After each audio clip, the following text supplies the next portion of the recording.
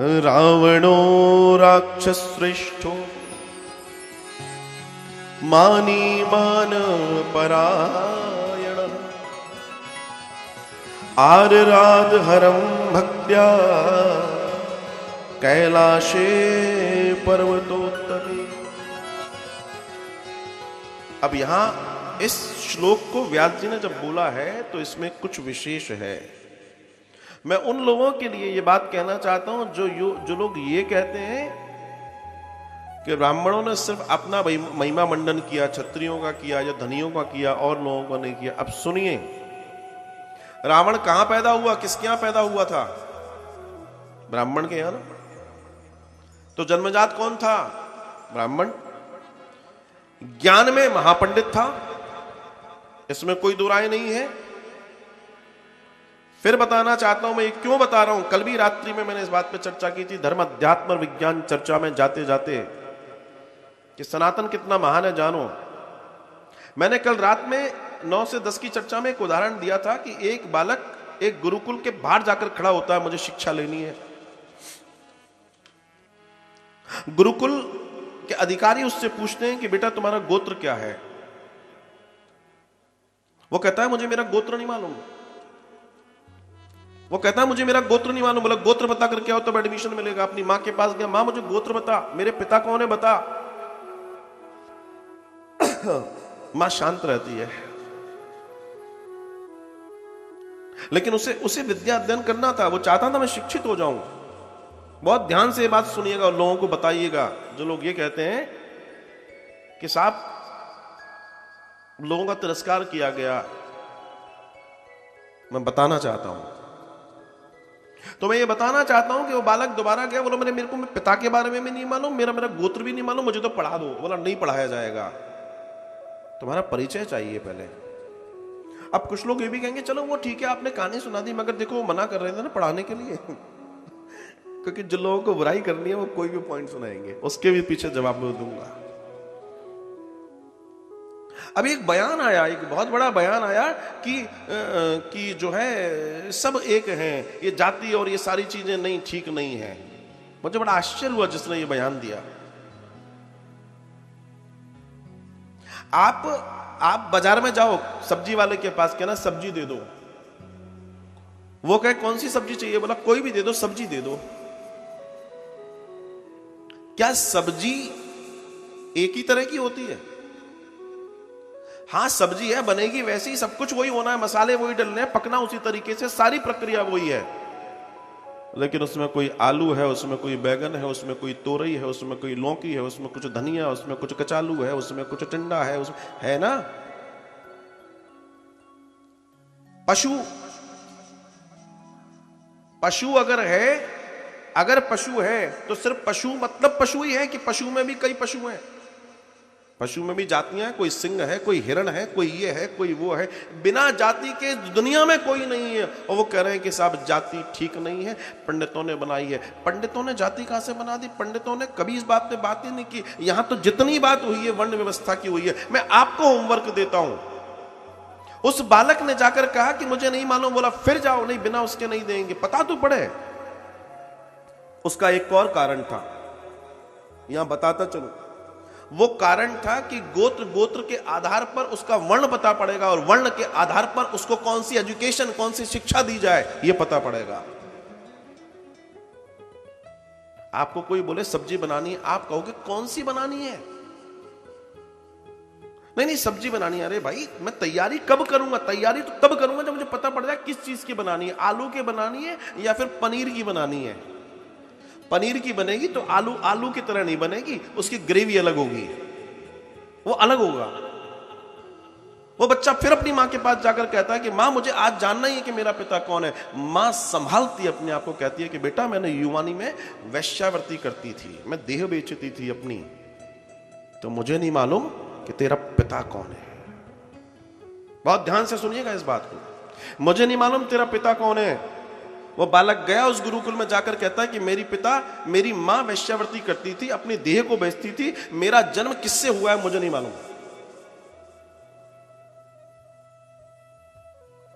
गुरु ने कहा बेटा तेरा नाम क्या है? बता रहा हूं सनातन कितना महान है। गुरु ने कहा कि बेटा तेरा नाम क्या? उसने कहा जाबाल। और उसकी कुछ परीक्षाएं ली, जैसे एंट्रेंस टेस्ट होता है ना आजकल, कुछ परीक्षाएं ली और परीक्षाओं को लेकर उस बालक की तीव्र बुद्धि का दर्शन कराया। उस बच्चे ने जो आंसर दिए, जो जवाब दिए, वो बड़े तीव्र थे। तो मालूम है उस ऋषि ने क्या कहा कि बेटा जाबाल, तेरी बुद्धि बड़ी तीक्ष्ण है, मैं चाहता हूं तू एक श्रेष्ठ ब्राह्मण बने, तू एक श्रेष्ठ ब्राह्मण बने, क्योंकि तेरे अंदर वो गुण है, तेरी बुद्धि बड़ी तीव्र है। और आज से मैं तुझे तेरा गोत्र देता हूं, जो तेरा नाम है ना, यही तेरा गोत्र होगा। जा, तू जाबाल गोत्र से जाना जाएगा। और महान ऋषि हुए जाबाल। ये है सनातन। रावण एक ब्राह्मण प्लस के यहां पैदा जरूर हुआ, महान ऋषि के यहां पैदा हुआ, लेकिन उसके कर्म कभी भी ब्राह्मण वाले नहीं रहे। वो गलत चीजों में रहा, गलत पदार्थों में रहा, गलत भोजन में रहा, और ये करके धीमे धीमे धीमे धीमे धीमे उसका वो पदवी चली गई उसके कर्म के आधार पर। इसलिए यहां पर व्यास जी जब लिख रहे हैं रावणो राक्षस श्रेष्ठो, अगर वो किसी ब्राह्मण के पक्ष में बोल रहे होते तो वो लिखते रावणो ब्राह्मण श्रेष्ठो, पंडित श्रेष्ठो लिखते, नहीं लिखा। जो लोग कहते हैं पक्षपात होता है, नहीं, ये देखिए यहां सबूत है, नहीं लिखा। क्योंकि वहां सनातन में सिर्फ वर्ण के आधार पर है, जिसको जो बनना है वो बन सकता है, जिसको जो बनना। दक्ष के पुत्रों की चर्चा कर लें, भरत के पुत्रों की चर्चा कर लें, उनके भी 100 पुत्र हुए। कुछ ने कहा हम क्षत्रिय हो जाएंगे, किसी ने कहा हम तो व्यापार करेंगे, किसी ने कहा हम तो ब्राह्मणत्व करेंगे, किसी ने कहा हम तो सेवा करेंगे। पहले इस आधार पर चीजें होती थी। बुद्ध क्षत्रिय के यहां पैदा हुए थे, लेकिन उन्होंने अपने आप को ब्राह्मणत्व और पांडित्य से ऊंचाई पर ले गए अपने आप को। किसी ने उनको यह नहीं कहा कि तुम पंडितों वाले काम क्यों कर रहे हो, तुम तो क्षत्रिय हो। कोई टोकने वाला नहीं था, क्योंकि हमारे यहां कभी नहीं टोका जाता था। मैं इसलिए आपसे ये बात कह रहा हूं क्योंकि बहुत कम लोग ये जानते हैं और लोग जवाब नहीं दे पाते लोगों की बातों का। आप लोगों ने, आपके बच्चों ने ये चीज पढ़ी होगी कि साइमन कमीशन का विरोध किया गया। पढ़ा है सबने? साइमन कमीशन आया और फिर यह बताया जाता है किताबों में कि साइमन कमीशन का विरोध इसलिए किया गया था क्योंकि उसमें 7 के 7 अधिकारी अंग्रेज थे। नहीं, मदन मोहन मालवीय आदि ने उसका विरोध इसलिए नहीं किया था कि 7 के 7 लोग अधिकारी अंग्रेज थे, इसलिए किया था क्योंकि पहली बार वो हिंदुओं की जनगणना में जातियों को लिख रहे थे। इसका विरोध था क्योंकि उसके पहले हमारे यहाँ कोई जाति, लिखित रूप से कोई जाति नहीं थी। किसी राजा के जमाने में, किसी के जमाने में कभी नहीं रही लिखित रूप में कोई जाति कि तुम ये हो, तुम ये हो, तुम ये हो। जिसका जो काम था वो कर रहा था। जब मुस्लिम आक्रांता आए तो उन्होंने गुरुकुलों को नष्ट किया। दुनिया के महान हमारे गुरुकुल थे, सब जला दिए गए। नालंदा, उज्जैन, इन ने कहां जला दिया गया। तो वहां पढ़ने वाले जितने लोग हुआ करते थे उनको डरा दिया गया, वो डर गए। तो ब्राह्मणों ने कहा अब हमारे यहां कोई पढ़ने नहीं आ रहा तो हम किसको पढ़ाएं? तो उन्होंने कहा हम अपने बच्चों को ही पढ़ाएं। बहुत ध्यान से समझना इस बात को। जब कोई पढ़ने ही नहीं आ रहा है, क्योंकि पढ़ने जाओगे तो मार दिया जाएगा, जेल में डाल दिया जाएगा, तो उन्होंने घरों में अपने ही बच्चों को पढ़ाना शुरू किया। और साफ सीधी सी बात है, मीठा खाओगे तो मिठास तो आएगी। जो व्यक्ति पढ़ रहा था वो ज्ञानी तो बनेगा, इसमें कौन सी बात है। जो पढ़ रहा है उसके पास ज्ञान आया, और जो लोग नहीं थे वो लोग कुछ कुछ काम में लग गए।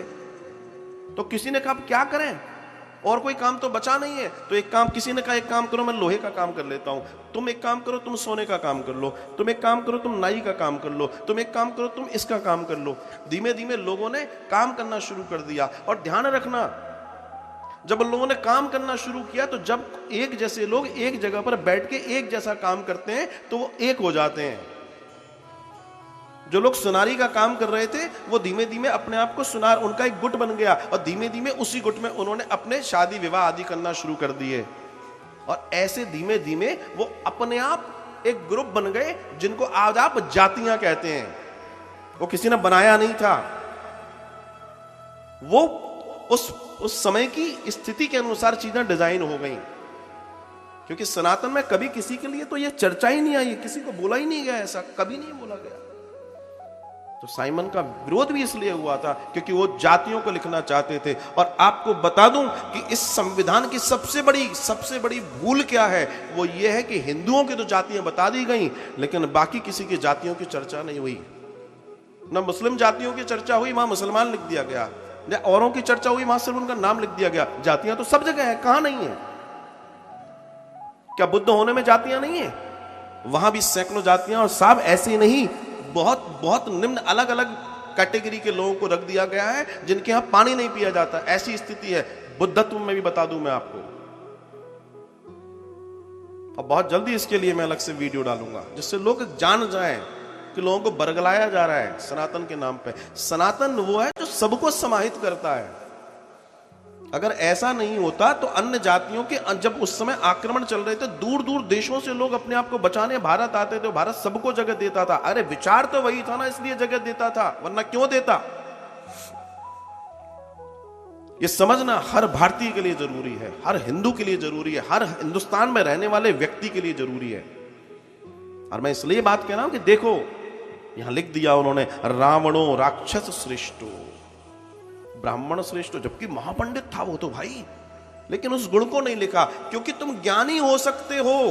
अब सुनो मेरी बात, तुम ज्ञानी हो सकते हो, लेकिन तुम ज्ञानी होने के साथ साथ अगर गड़बड़ कर रहे हो, तुम्हारा खान पान आदि इत्यादि गड़बड़ है, तो तुम्हें पंडित नहीं बोला जा सकता। इसलिए वहां लिख दिया कि शूद्र कितना भी ज्ञानी हो, जो बार बार आजकल चल रहा है, कितना भी ज्ञानी था, लेकिन ब्राह्मण के कर्म शूद्र वाले थे। कहने का मतलब थे वो थे जो अब किसी को मार के खा रहा है, कौन सा काम है ये?